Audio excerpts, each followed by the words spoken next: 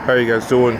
So today I'd like to address this. So I hear all this talk about how about the the whole female bias against short men, and how in the red pill, but even more so in the black pill circles, they complain about how women don't want short men and short guys this and that. And there's a bias against them, and I'm like, they're right about everything they say about short men, but my thing is this: who started that? Who demonized short men? Who bullied them? Who shamed them? Who belittled them first? Men. It's other men. And funny enough, most men, right, who might make fun of a shorter guy are themselves like middle height guys. 5'8", 5'9", 5'10", 5'11", maybe 6'1". But it's always these guys who they were the first ones to demonize short men, and then they wonder why now women don't want that kind of guy.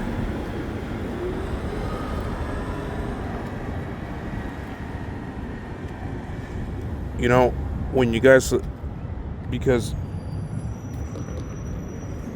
women, every culture is built by the men. The men are the ones who make the culture, and it's funny to me how they were the first ones to make less of short men and create this bias that there is against short men, and yet they're surprised because a woman doesn't want a short man. And this is what I've noticed about a lot of the much of the manosphere nowadays, that in the patriarchal system that we live in, which basically made it to where only the men who fit a certain criteria of masculinity are real men. What I've noticed is that because those men are now becoming less and less and less and less common, they're trying to bring in short guys who are like scrawny, don't look that masculine. They'll take the most like fucked up looking dudes. They'll take like a guy who, they'll even take a guy with a mental disability, which that's another can of worms. And they try and bring him into their masculine whatever bull crap, when I'm like, these are the same guys that you guys used to discriminate against in back in the day. Because you guys need recruits. Okay.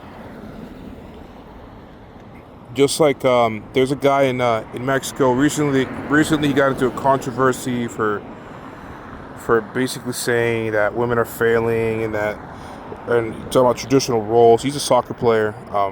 You guys might know who I'm talking about. But when you think about it, this guy, he's scrawny, short, doesn't have that much bass in his voice, and I'm like, see, this is the same type of guy they would have made fun of. These males would have made fun of back in the day.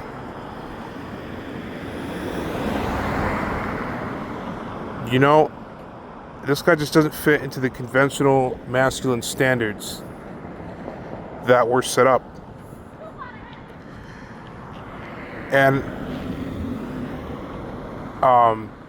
also what I said earlier about disabled guys, like it's funny to me how some of these red pillars I've seen on YouTube, they'll try and compare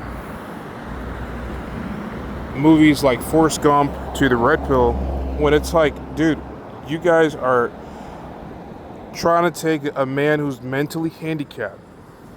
I don't want to call him retarded, but he's mentally handicapped, and you guys are losing your shit because some girl Jenny turned him down.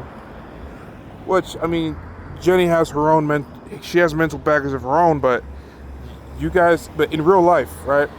Red pillars, I've seen them get mad because a girl turned down a guy who might have been autistic, might have had some kind of mental disorder, some kind of speech disorder. These guys literally, I've seen them get angry at them for a girl rejecting a guy with a disability. Which, I mean, yeah, you can make the argument that it's kind of fucked up, but let's be honest. These same guys that who give this reaction are the same guys of a girl who clearly has some kind of mental handicap. They would probably turn her down. They would probably ignore her.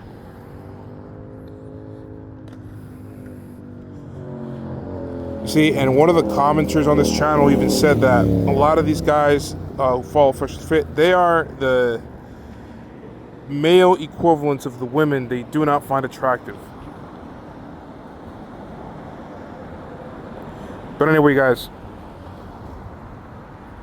take care.